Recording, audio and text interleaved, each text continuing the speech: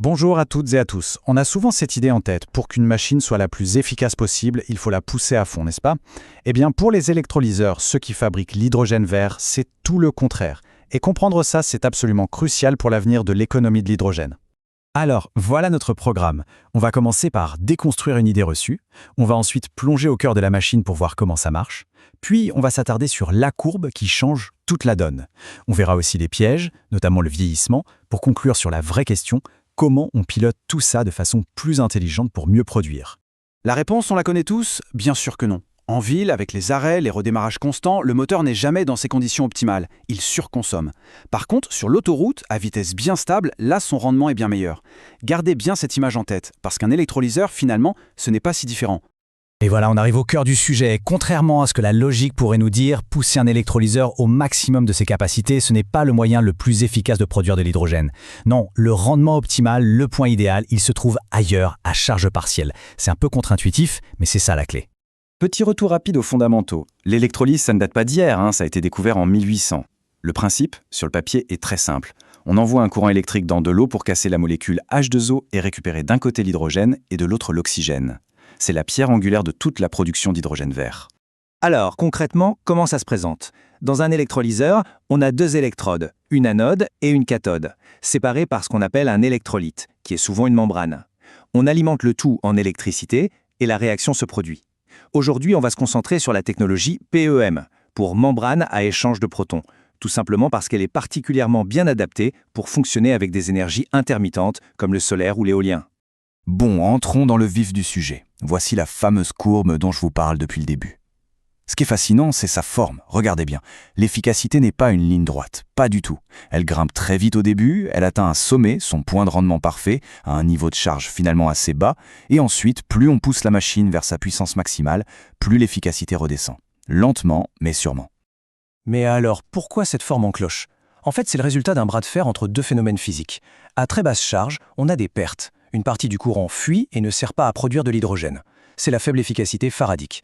À l'inverse, quand on pousse la machine à fond, on subit d'autres pertes, dites de surpotentiel.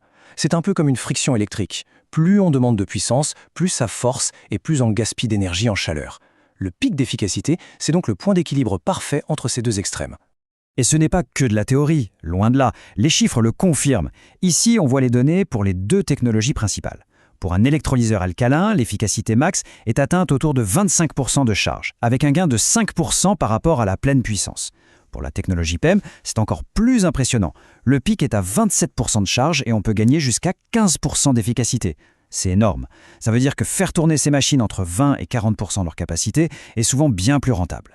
Mais alors, quelles sont les conséquences si on ignore cette courbe et qu'on fait comme si l'efficacité était constante? Une étude a fait le calcul. Sur une année, cette simplification peut nous faire perdre jusqu'à 13,5% de production d'hydrogène.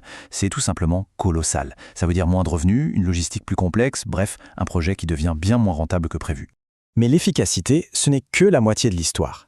Il y a un deuxième facteur tout aussi crucial, le vieillissement. Car oui, un électrolyseur, ça s'use. Et comme le souligne très bien cette citation, les causes de cette dégradation sont multiples, et en plus, elles s'additionnent.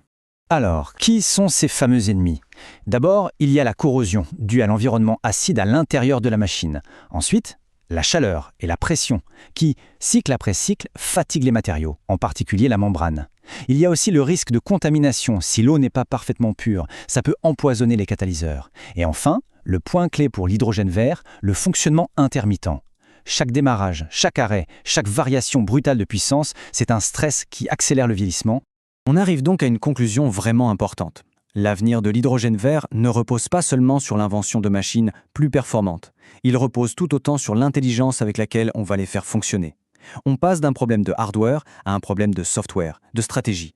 Alors, si on devait résumer tout ça en 3 points essentiels, ce seraient lesquels? Premièrement, l'efficacité d'un électrolyseur n'est pas une ligne droite, elle a un pic à charge partielle.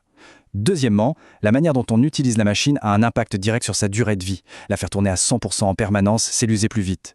Et donc troisièmement, la clé du succès, c'est un pilotage intelligent, qui trouve à chaque instant le meilleur compromis entre le prix de l'électricité, la quantité d'hydrogène à produire et la préservation de l'équipement. Je vous laisse donc sur cette question ouverte. Le futur de l'hydrogène vert, est-ce avant tout une course à la meilleure technologie ou une course à la meilleure stratégie d'opération? La réponse est sans doute un peu des deux, mais une chose est sûre, ignorer l'intelligence du pilotage, c'est se priver d'une part immense du potentiel de cette énergie.